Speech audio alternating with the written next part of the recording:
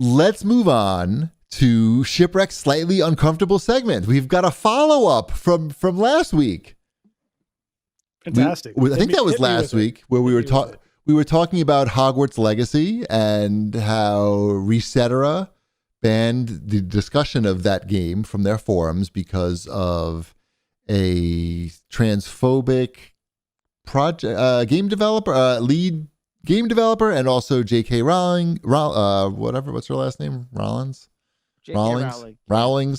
But they just announced that Hogwarts Legacy is going to have a trans-inclusive character creation system that you can do anything you want, basically. Anything in your imagination you can create and make it he, him, she, her, whatever you want to do.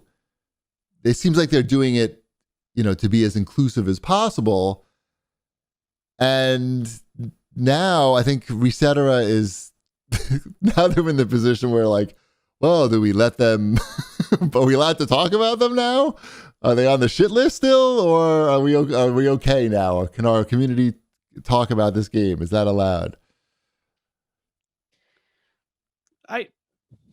Maybe I'm naive to the subject here, and Wombat can fill me in if I am.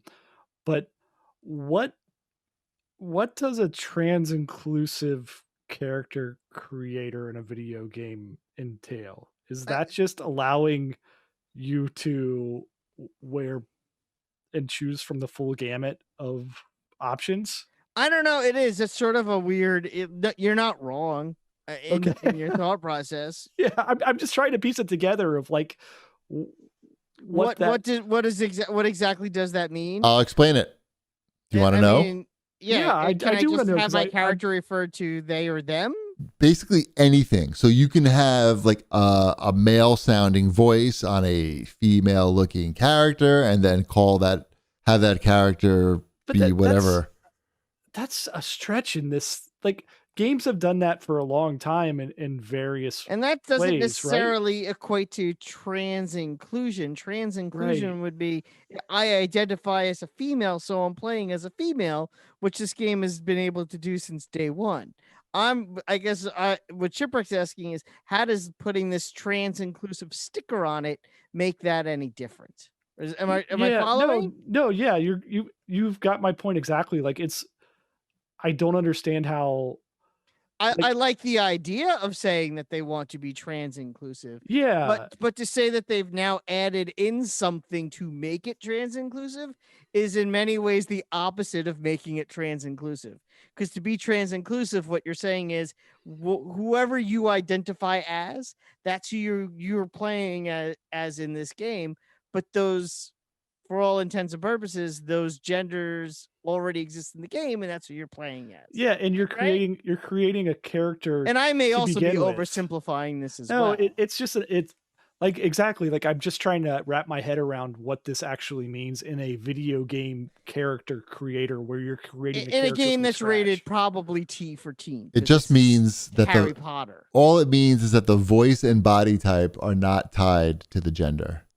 But that's a lot of plenty games of character creators that are like that you can go, I made my really feminine character have this real deep burly voice and a beard, right? Like there's plenty of character creators. Or is it that you could just change it? I mean, Immortals, Phoenix Rising lets you mix and match everything and change anything you want at any time, and you could be and however and whatever you look like all the time. But that's it's. I never thought, oh, this is really trans inclusive of them to let me make this character whatever I want it to be. And in many ways, that is more trans inclusive in the sense that it's not saying, "Hey, look at us, we're being trans inclusive." Yeah, like exactly. That's the weird part about it. Like, I think that's sort of where it becomes a thing. It's like when you're saying, "Well, look, now you can do all these things because we're trans inclusive." In many ways, that's like saying, "No, we're not." It's saying, yeah, you're not doing it because you're trans inclusive. You're doing it because you're a video game. And you're a video game. You can choose. Oh yeah, sure. It's a video gamey thing to do, right? Yeah. Like I could see if you came back and did like the Xbox avatars, and they came back many years later and said, "Oh, guess what? Now you can combine all of the female and male stuff because we segregated that before. Well, they did do that. Did they? Okay, great. Uh-huh. They're trans inclusive. Yeah. Send them a badge. Right. You passed the shipwreck test. No, I just don't. It doesn't. They actually did that very early on. I think from the beginning on the Xbox One, they allowed whatever your basically it was that whole thing of whatever your body type you picked, you could wear anything. And there were you could change your body type to look like so many different things. That was a big step at the time to allow a masculine figure to wear women's clothing. And that's not even necessarily trans inclusion as much as it is like Dan Levy wearing a dress to the right. To the Emmys. It's the boy from the Justin Timberlake movie. Sure, I haven't seen it. I know. Nobody has. That's why I'm using it as a big example. So again, it's a bigger question, and I don't have the real right answer for it either. I'm bored by the whole thing. I got to admit. Okay, well, fine, then never mind. I was gonna say, because at the end of the day, whatever you identify as long as the game allows you to play it, then yes, that's inclusive and that's great. But that also doesn't necessarily mean that the game is addressing their issue at hand. I'm assuming that all the pronouns are just going to be shepherd. The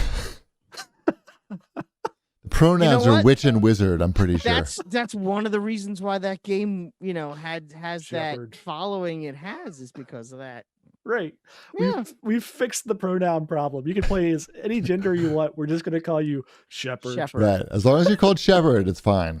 They'll probably, you know what? They could get away with it. Just call you wizard. Welcome, wizard. Where would you like to go, wizard? Welcome to Hogwarts, wizard. That's it? All right. That's it for your slightly uncomfortable segment. And that one, I just hope we didn't offend anyone. I don't know. And I will openly admit that I am naive to the whole trans inclusive thing. Like I want to be inclusive of anybody, but I could step on areas there unwillingly, right? It's really easy. If someone says this is how I identify myself, then that is how you identify them. I think it's getting to that point though of like, when do you have that in the conversation is the uncomfortable part, I understand that, right? It's the I don't know how to handle that smoothly, and that's on me. Yeah, kinda. I say when in doubt, they them. See, but it's poor English, like growing up, like they, them. I know it is hard to wrap your head around at right. times. I understand that too. And I know you don't mean to make it offensive, but it's also something that you just have to learn over time. It's really hard though, to undo the proper English that's in my head. Right. And it's me, like, I even have to think through it and go against what I was taught to say, like in English. Mm-hmm. So if we offended anybody, I did not mean that at all, and it is my ignorance. And I get it, and I also hopefully have not offended anyone, and if we have, we don't. Please, Resetera, keep us on your forums. Yeah, we're this segment couldn't be going any better. By the way, this is a home fucking run. Hey, whatever. Things are getting slightly uncomfortable in here. Woo woo! We're just trying to be good people. Excellent. Thank you. I'm glad the segment is just perfect. This is just what I had envisioned when I thought of it.